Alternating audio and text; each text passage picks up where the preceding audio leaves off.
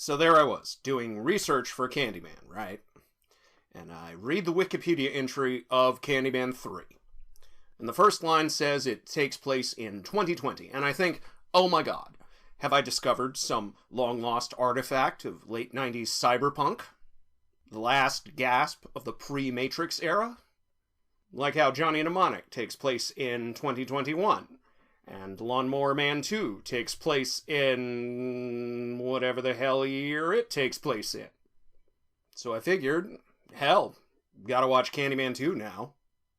So imagine my disappointment when I got to Candyman 3 and found out it's actually so 1999 it stars a Season 7 Baywatch babe.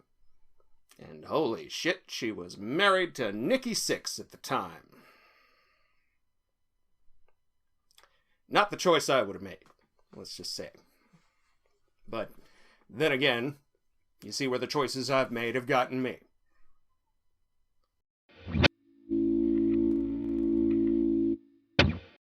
So remember when I said the 90s were an era of dull sequels and flat cinematography? Well, here are two prime examples.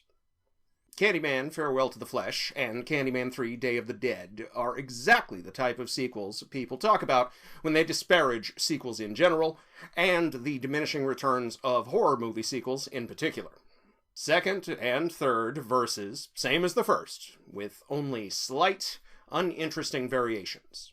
The director of Farewell to the Flesh, Bill Condon, who'd go on to have what actually passes for a career these days, directing Breaking Dawn and 2017's Beauty and the Beast, is on record as saying, quote, "It's hard to be lower on the totem pole than being the director of a sequel to a horror movie," unquote. And you know what? Fair play, Bill. But you'd always wind up being the dope watching them.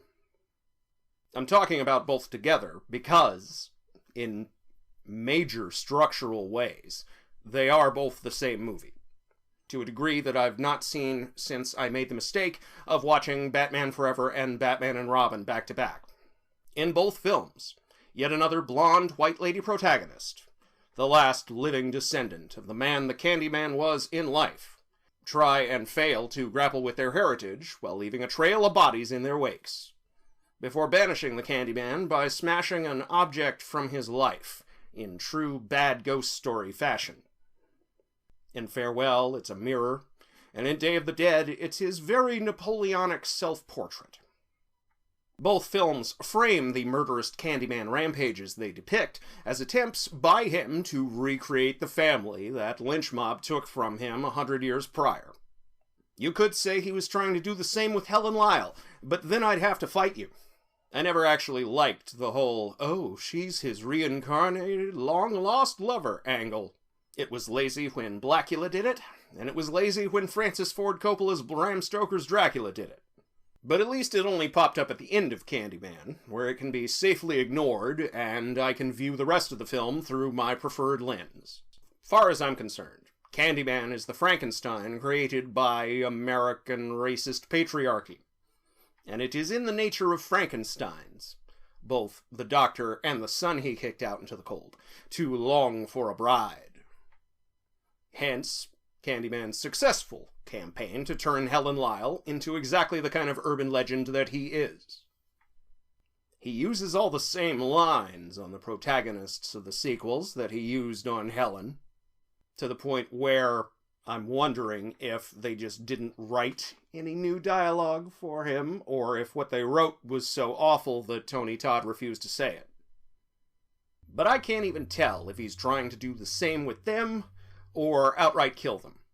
It's like they ask in Hannibal, does he want to kill her, or fuck her, or both? And in what order? I don't really know if the filmmakers knew either, and that's the real rub. Candyman 2 and 3 take the story in the least interesting direction possible by focusing on the man the Candyman was, now named Daniel Robitaille, rather than the being he's become. And, of course, they focus on the descendants of Daniel Robitaille's relationship with the woman now retroactively named Caroline. Unfortunately, they're both boring as hell. One of them is an art teacher, with a brother unjustly accused of their father's murder, and the other one is Donna d'Errico, haunted by the ghost of her dead mom. 3 guesses who actually killed both of them. Original Candyman director Bernard Rose has stated over the years that he wanted to take the story either back to the UK, or back in time, or both. And while I'm not sure what to make of the fragmentary story ideas he's dropped in interviews through the intervening decades, I'm pretty sure that even if they were just straight-up rip-offs of Chapter 5 of Alan Moore's From Hell, that they would have been a hell of a lot better than this pair of Xerox sequels that we got instead.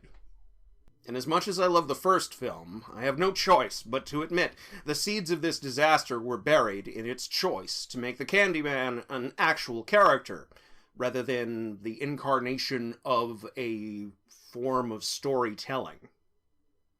As a former human being made immortal, he's more ghost than rumor, more vampire than legend, to the point of actually haunting a definite place and hypnotizing sexually repressed white ladies.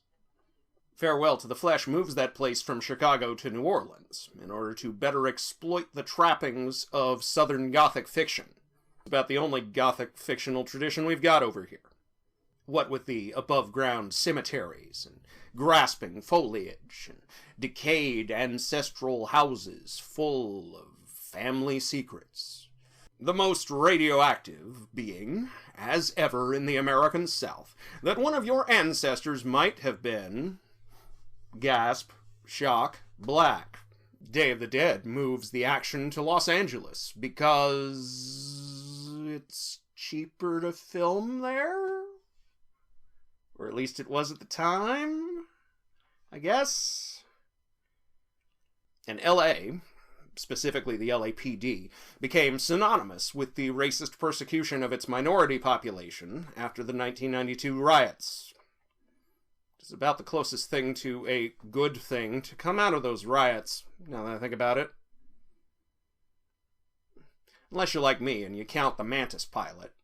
But that's niche, I understand. But of course, these sequels can't help but balance out their minimum of one bad cop with a minimum of one good cop. Rather than do what original Candyman did, which I liked much better, and just have the one cop be both cops depending on circumstances. And let me just send out a little message to all you good cops out there. If you're on the force with a bad cop and you don't do anything to stop him, guess what that makes you? Not so good a cop. Even if you do start to believe the crazy white lady's ramblings about her ghost grandpa. It is always a bad sign when long-lost relatives of the killer start to show up in slasher movie franchises. Halloween 2. Original Halloween 2, I have to call it now. Thanks, zombie. Kicked that door down in 1981, and the makers of the Halloween films are still, to this day, trying to fit it back into its original frame. Freddy Krueger made it all the way to Part 6, Freddy's Dead, before going after his long-lost daughter, spoiler alert. And Jason Voorhees made it all the way to Part 9, before his long-lost niece popped up. But the Scream films couldn't even get out of their first trilogy before laying everything at the feet of Sidney's long-lost half-brother. And since the Candyman sequels center on Annie Tarrant and her continuity-ruining daughter, Caroline, second of her name, McKeever, then it's safe to say this series was doomed from the start. And look, I don't want to overstate the importance, or even goodness, of their predecessor. Like I mentioned last time, my love of Candyman 1992, as I have to call it now, is rooted almost entirely in seeing it at a tender age, and in the many and various rewatches since. A short story collection with the Forbidden in it was one of the first things I bought at Powell's when I moved to Portland as an adult. And I would have it in hand right now, but Somebody must have said its name in a mirror 5 times somewhere, because... But more and more I realize that I love Candyman because, well, it's like that Fellini film, A Marcord. I remember 1992, when the LA riots were still hot news, and the entire ruling class and the corporate media were falling all over themselves to blame anything other than the LAPD. The Vice President of these United States himself, Dan fucking Quayle, blamed the LA riots on a culture of poverty, which is code for we're doing too much to help people, we should obviously help people even less, and on the glorification of single moms. The commentariat at the time thought he was talking about Murphy Brown, but no, he was quick to clarify in subsequent interviews that, no, he was talking about single moms that looked much more like Anne Marie McCoy in Candyman, 1992. And yes, that was supposed to make it all better. Because by 1992, American conservatism had been playing a shell game for 20 years. Designed to let their voters plausibly deny racism and excuse their own destruction of the working class. Naturally, the Democrats immediately rolled over, showed their bellies, and swallowed this Republican framing whole. So, this kind of plausibly deniable racism is still the default ideology of the American political class and the ruling class that funds and owns them. One movie alone could not fight this future. But it could show sullen 8-year-olds from middle-of-nowhere Missouri that American inner cities were not, in fact, pure hives of scum and villainy from which no light or life escapes. That people actually live there, including the 2 categories of human we're supposed to care about the most in this barely existent society. Young moms, struggling to make ends meet down the hall from Vengeful Spirit Central, and little kids who are natural-born storytellers. So whenever anybody says representation matters, I think back to Anne Marie McCoy and Jake. Those 2 are still 2 more residents from Cabrini than I'd see on the nightly news, or than any of us would see on the nightly news, even if we were from the Chicagoland area. Or so the natives that I know tell me. Their presence got me thinking about more than myself, about how other people live, and about how the narratives of their lives can be used by some of the worst actors in our society to do them even more harm than life is already doing to them. All kinds of actually really important shit that would go on to inform the entire rest of my life.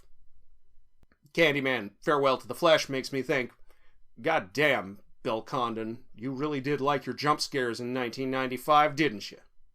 And Candyman 3, Day of the Dead makes me think about how much I would love to see Godzilla rise from the sea and just torch LA. I do like how we finally get to see some original Daniel Robitaille paintings, but I don't like how mundane they are compared to the potential Daniel Robitaille paintings we may or may not have seen in Vengeful Spirit Central back in the original Candyman. But one of the best things about that first movie was its indeterminacy. You had to go outside the text to find out if those paintings were painted by flesh and blood people or by the Candyman himself. But such indeterminacy can make people uncomfortable, and heaven forfend a horror movie ever do that. Much better to explain everything in as didactic a manner as possible, to the point where Caroline II has to seek out magical consultation from her love interest's abuela, who's also a brujera because, of course she is. Oh yeah, 90s Hollywood, it was so liberal. Look at this movie. It's set in an East LA that's populated entirely by gangsters, little kids, one struggling actor, love interest, his grandma, 2 bad cops, and 2 good cops for balance. But on the other hand, we saw what Western medicine and academia could do for the Candyman's victims the first time around, and the answer was jack and shit. You could do a lot worse than consulting your love interest's Brujera abuela. She might actually have some good advice to give you. As she does here, telling Caroline II that if you really want to kill the Candyman, you have to kill his legend. That was more than the local parish priest could tell Annie back in her movie. Shit, in that case, she was the one doing him a favor. And then she had to go to a shady art dealer to get any real answers. Granted, a shady art dealer who knows way more about what's going on than he should is a very Clive Barker kind of touch. Barker gets executive producer credit on Farewell to the Flesh, but that doesn't seem to have done much to improve the film's overall quality. Tony Todd gets a co-producer credit on Day of the Dead, but copy-paste last clause of previous sentence. If anything, I like Day of the Dead more because it's worse on almost every level. Except in its depiction of the LAPD. I don't know if Wade Williams was intentionally going for a Mark Fuhrman impression. Fuhrman never made lieutenant, like Williams' character. But he does give off that big Fuhrman energy. To the point where, when his partner, whom you think is going to be the good cop, turns out to be the just as bad, if not worse cop, it's actually a surprise. And by that point in Candyman 3, I was begging for one of those. Just, down on my fucking knees, man. Please, God. Every story should at least try to answer the question, why now? What is the occasion for this story? Why is it happening? And a big problem with both of these suckers is that neither of them really bother. Why, in God's holy name, is the Candyman going after his own descendants now, after seemingly 100 years of being quite happy unhooking babysitters, or grad students, or anyone else stupid enough to randomly summon him? Farewell posits that his haunting of the Tarrant family predates, and possibly even coincides with, the death and life of Helen Lyle. Professor Purcell, Helen's old thesis sponsor, whatever they're fucking called, supervisor. Thank you. I lost the word there. Thanks, Wikipedia. You're good for fucking something, at least. Helen's old thesis supervisor dismissed the Tarrant family's troubles at some point in the past, resulting in the death of Annie and her brother's father. But before we can find out when, Professor Purcell gets the Alice Hardy treatment, dying in the first 10 minutes to prove things in this sequel are super serial. Just as Annie is revealed to have died between films in the first 5 minutes of Day of the Dead. Good thing I didn't get too attached to her. All of which leaves the why now hanging in the air. Was he just waiting around until one of his descendants turned into a blonde with a liberal arts education? The gentleman does clearly have a type, and I suppose part of the reason why I like him so much is because it's my type too. But I'm not going after the ones that are related to me. And, feel kind of icky just thinking about it. Never mind speaking about it. But, then again, I did just passive-aggressively call other people out for their horror movie double standards, didn't I? Nothing to do now but power on through. Except there's not much of anywhere to power on through to. The films themselves make nothing out of the weird incestuous implications that they added to their plots seemingly without actually knowing or caring about it. Don't ask me what they could have done with it. Answering that question will probably get me banned from the entire internet except the Chans. I think I know what Clive Barker could have done with it if he'd had like a Hellraiser 1 level of creative control, but by 1999, the world had truly moved on. The MPAA would have never let that stand. That shit would have gotten stamped with an NC-17 from orbit. Neither one of these is Showgirls or... what's an NC-17 movie from 1999? I don't know. Happiness, I guess? No way either of these is becoming a cult classic, either ironically or otherwise. Taken together, they make me think about how we got to where we are now as a society. And that just makes me very depressed. I spoiled myself last year by reviewing RoboCop, and swore that I'd take this year to just review a bunch of movies I actually like.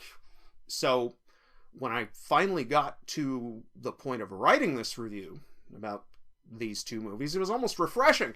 I felt like I was riding an old bicycle. I was back reviewing shitty horror movies again. Yay.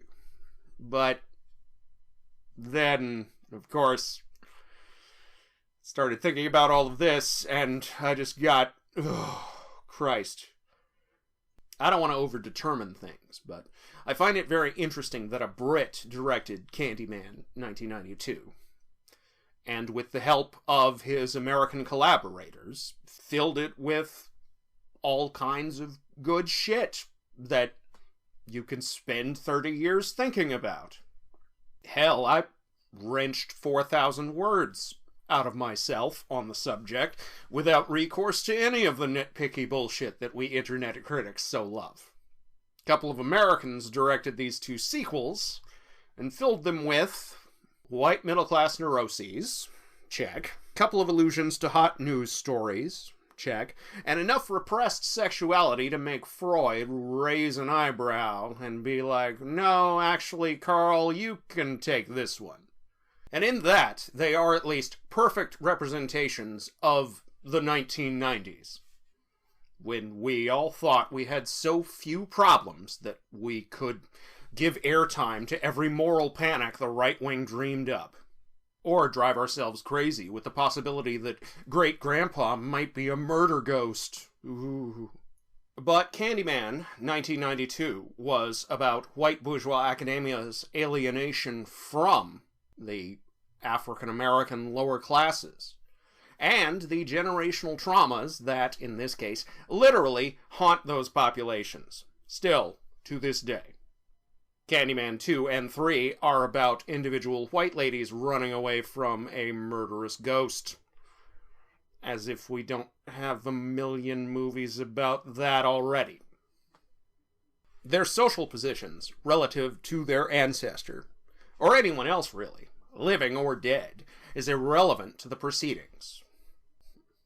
It's almost like, to some people, viewing the Candyman as a vengeful spirit of the generational trauma a racialized class system has inflicted upon us all is the most frightening idea in this entire franchise. Sure would be nice if somebody made a movie about that now, wouldn't it?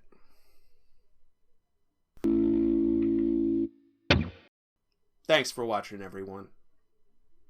If you like the video, hit the like button and the subscribe button. And if you really like the video, then consider supporting this show on Patreon, where you will receive fine shoutouts, like the ones I'm about to give now, to Mr. Hootie Dean, Detective Steve, The After Movie Diner, and Stu G. Next time, at long last, and just in time for Christmas, Justice League. The real one.